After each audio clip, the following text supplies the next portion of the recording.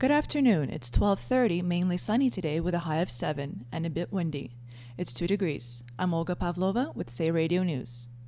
Breaking news, Marko Mutsa has been sentenced to 10 years in prison and a 12-year driving ban following his release. Mutsa pled guilty to drunk driving, killing 3 children and their grandfather last September. He was freed on a $1 million bail earlier this year. During the sentencing, the judge called it a tragedy beyond comprehension. More than 200 victim impact statements were submitted to the court by family and friends of the victims. Torontonians line up for the second day in a row to pay their final respects to Rob Ford as he lies in repose in City Hall. Vera Ahmed has the details. Former Mayor Rob Ford's family is continuing to receive mourners ahead of Ford's funeral tomorrow. Mayor John Tory and Mississauga Mayor Bonnie Crombie, as well as former students from Don Bosco High School, where Ford coached football, came out to pay their final respects. Hundreds of people continued to wait, sometimes for hours, to say goodbye to Rob Ford.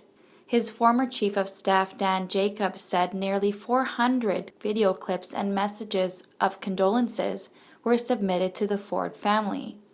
The former mayor will lie in repose until 9 in the evening today. The funeral procession is expected to begin tomorrow at 10:30 a.m. and will go from City Hall to St. James Cathedral. The service is scheduled for noon Wednesday, followed by a celebration of life at the Toronto Congress Centre in Etobicoke. I'm Vera Ahmed for Say Radio News.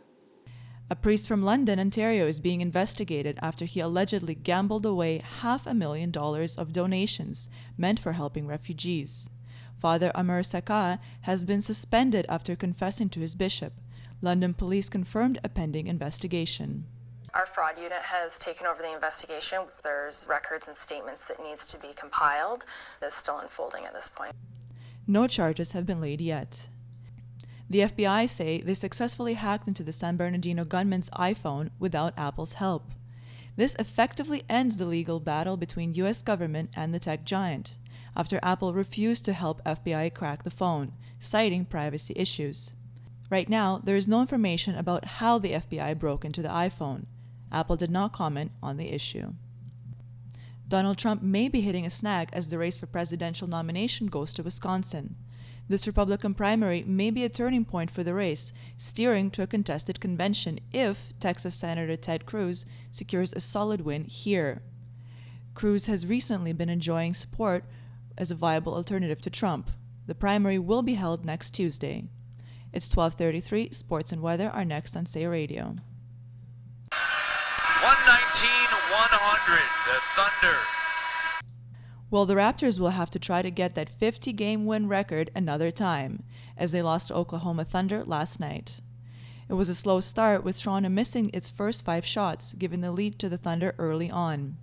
Dynamic duo Lowry and DeRozan were overpowered by Oklahoma Dream Team Westbrook and Durant, with OK City winning 119-110.